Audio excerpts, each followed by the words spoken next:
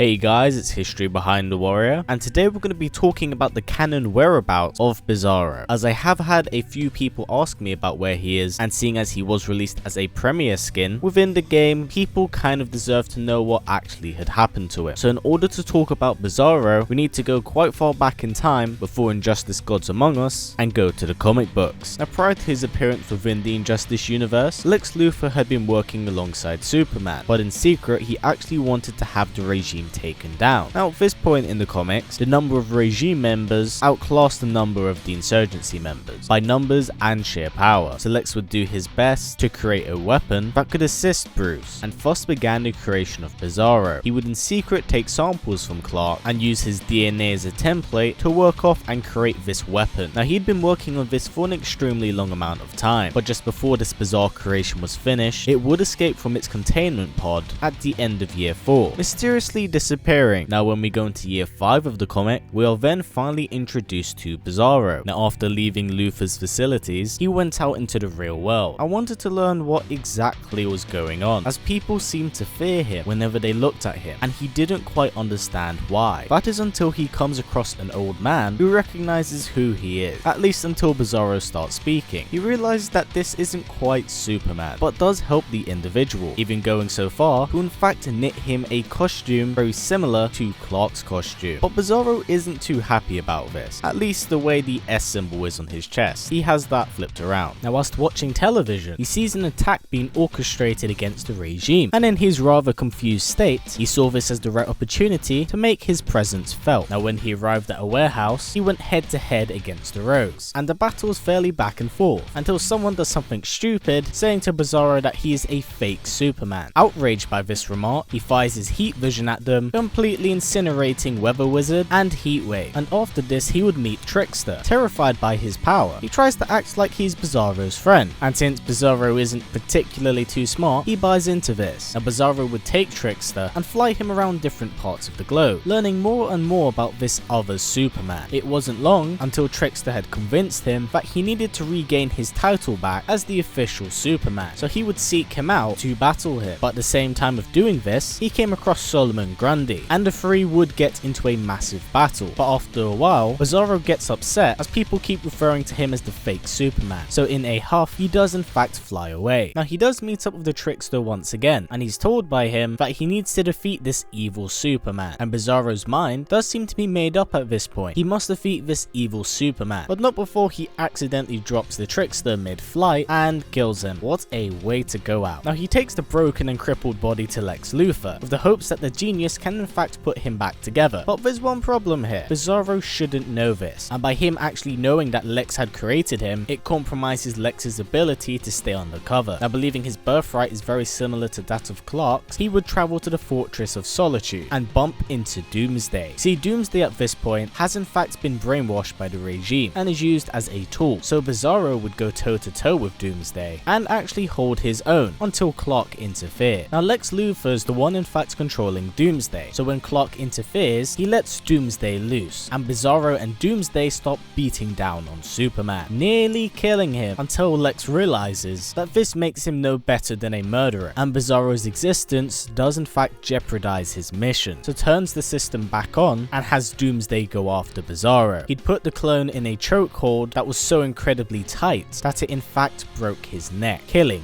Bizarro. So Bizarro's official existence within the Injustice universe has been one that is quite short, but I'm extremely happy that they at least put him in Injustice 2 as a premiere skin, as let's face it, Bizarro is a really fun character, and I always welcome to see more Superman villains, as from time to time, a lot of them are hit and miss, with Bizarro being one of the few exceptions. Now I'm not saying that Bizarro can't exist at a later time, as he is a genetic clone of Superman, meaning that there's always going to be the possibility that another Bizarro can be made, and if that is the case, would you be happy to see this character actually appear in game with maybe his own moveset and really kind of be his own character? Please comment down below. Now tomorrow's video, I'll be making a top 5s list for the top 5 premiere skins I want to see in Injustice 2. So yeah, please do keep an eye out for that. Now before this video wraps up guys, if possible, let's try getting it to about 500 likes. It's a great way of supporting this channel, as YouTube's ad system is completely fucked right now. It is actually worse than the previous times I've mentioned it. So by giving this video a thumbs up, it helps out not only this video, but also this channel as a whole. Now as always always guys, please comment, like, subscribe, and share this video with everyone you know. Please take care, and I'll see you all next time.